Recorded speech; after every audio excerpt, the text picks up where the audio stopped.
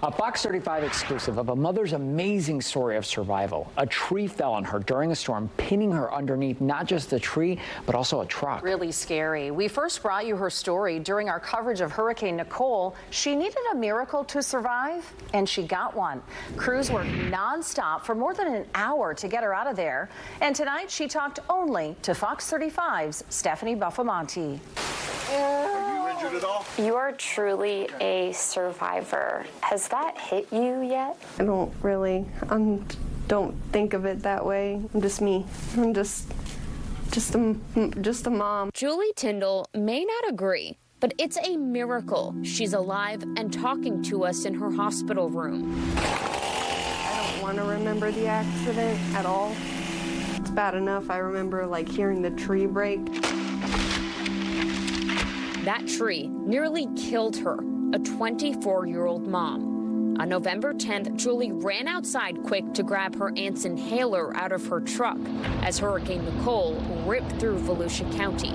A big oak tree fell on top of the truck as Julie was next to it. She was pushed under both the tree and the truck. Her uncle rushed to help her. He ran outside as soon as he heard the noise, and he talked to me until the EMS got there. Everybody's coming. Everybody's here. We're going to get this. I don't know. We're going to get it off. He made sure I stayed talking, and he held my hand. He held my hand until he couldn't anymore. When EMS arrived, paramedics did everything they could to keep her alive, as Orange City emergency responders had to cut the power, get a tow truck on scene, and used a crane to lift the tree and the truck off of her.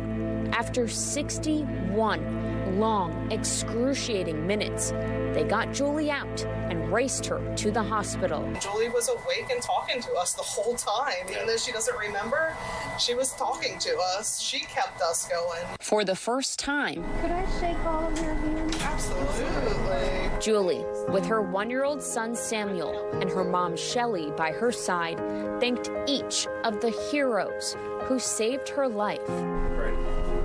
What was done in the field by all the first responders working together were the absolute perfect order of steps and the absolute right things to do to be able to get Julie here alive at all.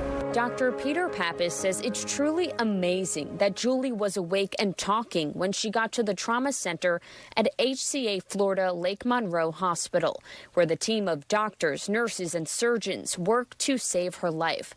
But they couldn't save her left leg.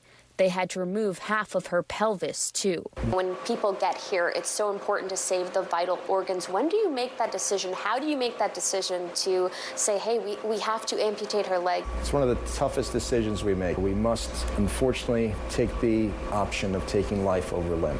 Julie won the battle of her life. Now she's pushing toward her next challenge, recovery. Julie has had 23 surgeries so far and is working on physical therapy to help with things like just sitting up. She dreams to one day be able to walk with a prosthetic, get a job, and get back to living her life. She's fighting every single day for her son Samuel. I have to do it to get home. That's my goal. I need to get home to him because I'm missing out on so much.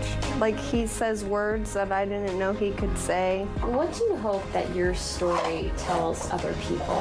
Just to keep fighting, don't give up, no matter what. Find something every day to fight for because life really is worth living. In Sanford, Stephanie Buffamonte, Fox 35 News. She is truly a fighter. Well, Julie is now looking for an intensive rehab facility to recover in, and she's also seeking a service dog to help her out.